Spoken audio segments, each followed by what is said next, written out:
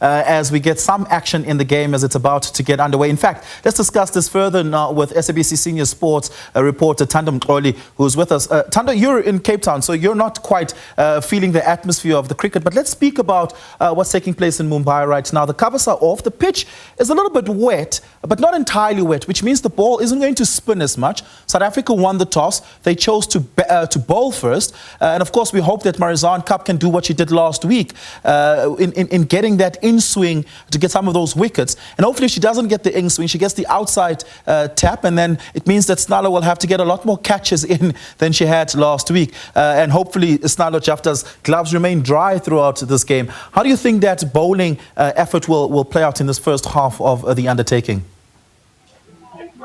Afternoon, Oliver. Firstly, it's a sensible decision to bowl in these conditions. Listen, we've got the bowlers. Marizanne Cup is the most successful bowler at Cricket World Cups in world cricket. So again, it's there's a lot to be confident about. Malaba has been amazing as a spinner at this tournament. So again, in those two, you've got people like Ayabel Kaka, for example, who are very controlled bowler in these conditions. So again, I'm not too worried about us making this decision to bowl first. And I like the fact that we seem like if we need to chase a big total, we've got batters who can we bat all the way to number 9 in this team, which is always very encouraging when you're chasing the big totals that we've seen in the tournament so far. But still, again, I think it's basically up to the guys now to clear their heads and play with their hearts and make sure that they get over this one last hurdle. Yeah, given the weather conditions, the ball loses a little bit of distance as expected. And when it comes to our batting effort, we probably won't see as many boundaries as we did last week, given the weather conditions. We'll probably have to see a lot more running cricket there. Does Laura Wolford have the stamina and the pace to get those singles and build up that pressure? Listen, people like Suna and Loose, they can come through in games like this. Laura Wolford has shown that she can play a big innings. We've seen plenty of temperament, man. Because all the runs, Nadine de Klerk has also risen to the match and the moment. And for me, I just believe we played our best cricket probably against England. But that said, the fact that every single person, whether they be bowlers or batters, they have contributed positively leading up to this match. So that means everyone is going into this fixture with a bit of form behind them. I mean, like Sinalo Jata, for example, with a glove work, very neat behind the stumps. So again, I'm not worried about our talent, not worried about our ability. All we need to do, whether it's a big crowd or a very talented Indian side, we just need to win the moments. And in winning those moments, that's where it adds up to a victory.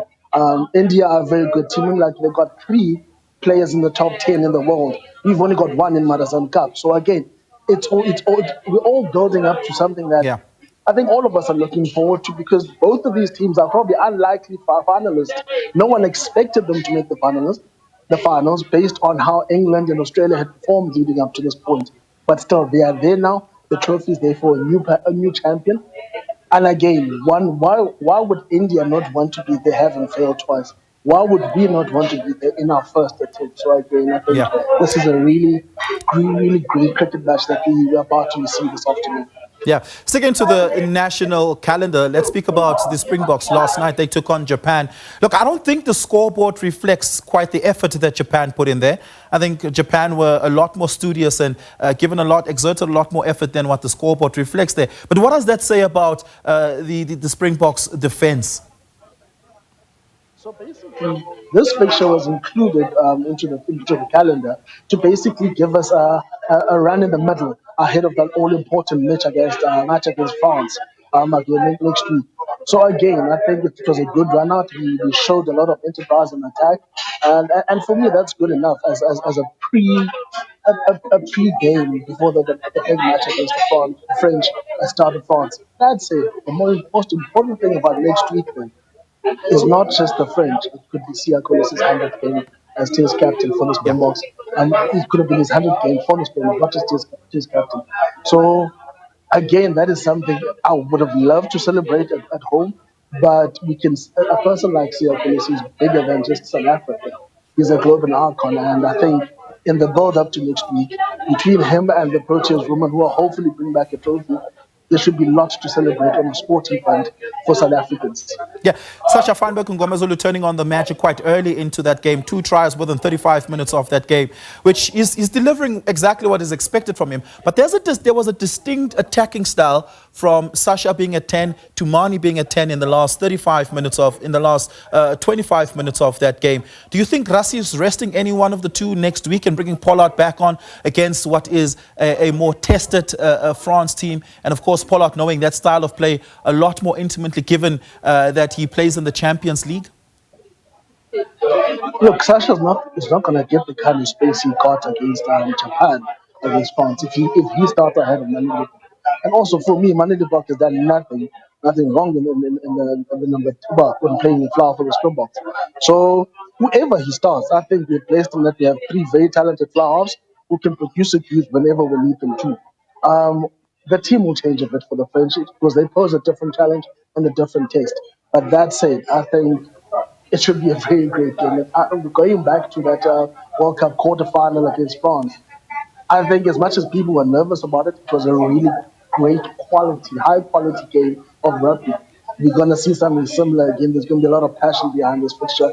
I think rugby fans need to make a date of this one purely because these are two nations who are on top of their game. They've got the depth, they've got the players, and they've got the temperaments to play at these high level matches.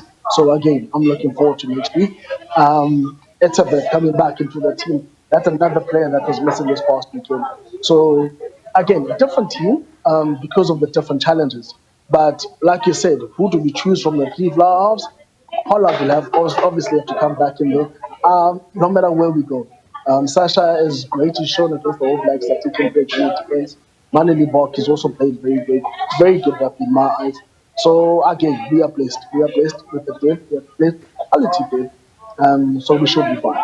Yeah, the PSL is reaching a stage in the Betway Premiership where the boys get separated from the men, so to speak, and of course the top of the log becomes consolidated. We saw that effort between Sundowns and Pirates yesterday, a 1-1 draw, but it said a lot about the quality of the top end of the Premiership. How did you read that encounter? I'm liking it. I miss the days where the trophy would basically be standing next to in a helicopter, not knowing where the trophy is going to be delivered at the end of the league season. I like the fact that everyone is so bunched up. The top 4 teams are basically within a point or 2 of each other.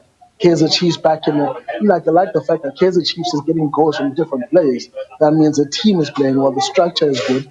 Again, Sundowns they played well against a very good organized Pirates team. But how good was that equalizer yesterday? Absolutely. I would say early contender for goal of the season. Mbogazi would say, hang on a minute. I've also scored a very interesting goal in the season as well. But listen, Pirates has got talent and it's got talent galore. Again, quality team. They brought back all the big guns and they showed what they can do in the biggest stages. Sikukuma United is still there. So it's looking really, really good. This league campaign is far from over. And again, it's about consistency throughout the marathon, not consistency in patches. Yeah. Thando Mxoli, thank you so much for that. Enjoy Cape Town, enjoy the waterfront as you watch aeroplaning and ramping take place over there. We're going to take a break. On the other side of this, we continue with the week ahead.